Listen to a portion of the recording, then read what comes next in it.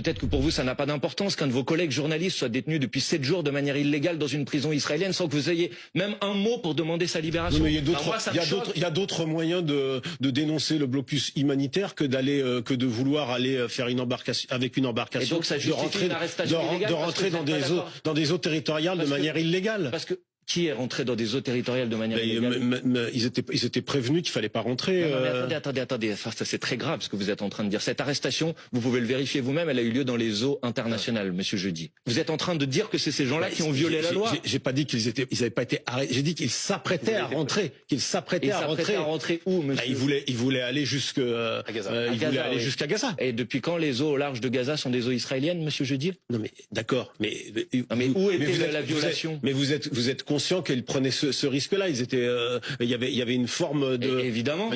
Et donc ça justifie une arrestation illégale. En tous les cas, ils ont cherché. En tous les cas, ils ont. Non, mais vous ne pouvez pas dire des choses. Le ministre des Affaires étrangères. Je remarque que vous êtes même pas content d'avoir une compassion pour votre collègue. Je trouve ça extrêmement. En tous les cas, et la signification d'un tel parallèle, c'est-à-dire, c'est de dire que l'antisémitisme égale ce que vous appelez l'islamophobie.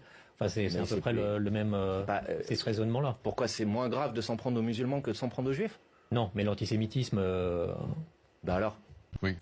Vous, je parle pas à vous, Monsieur Cohen. Ils seront partis. Hein. Mais qui va partir? Ils seront partis. Qui va partir? Non, mais vous dites la suppression de l'ISF, ça n'a fait revenir personne. Là, vous n'allez pas garder grand monde. Monsieur Cohen, vous trouvez éthiquement compréhensible que des entreprises. Attendez, parce que là, je vous ai parlé de deux mesures, dont une, c'est ce qu'on appelle l'impôt universel sur les entreprises. C'est-à-dire. Oui, il est universel, mais il est français. Non, attendez. Des entreprises qui font leur chiffre d'affaires en France et qui ensuite évacuent une partie de leur chiffre d'affaires en allant déclarer leurs bénéfices au Luxembourg pour ne pas payer d'impôts. Vous trouvez ça normal, sincèrement? Non.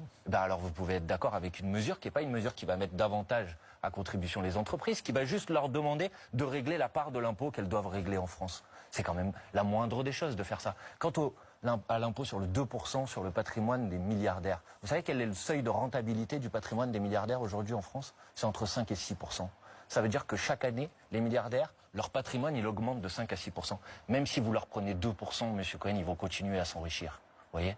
Donc ça va. Je pense qu'ils peuvent quand même donner un petit coup de main, contribuer. On est dans une situation difficile. C'est pas absurde de mettre à contribution 147 personnes qui font partie des gens qui ont vu leur fortune doubler depuis qu'Emmanuel Macron est arrivé au pouvoir. Vous pouvez l'entendre, cette demande de justice sociale et de justice fiscale. Je pense que vous pouvez l'entendre.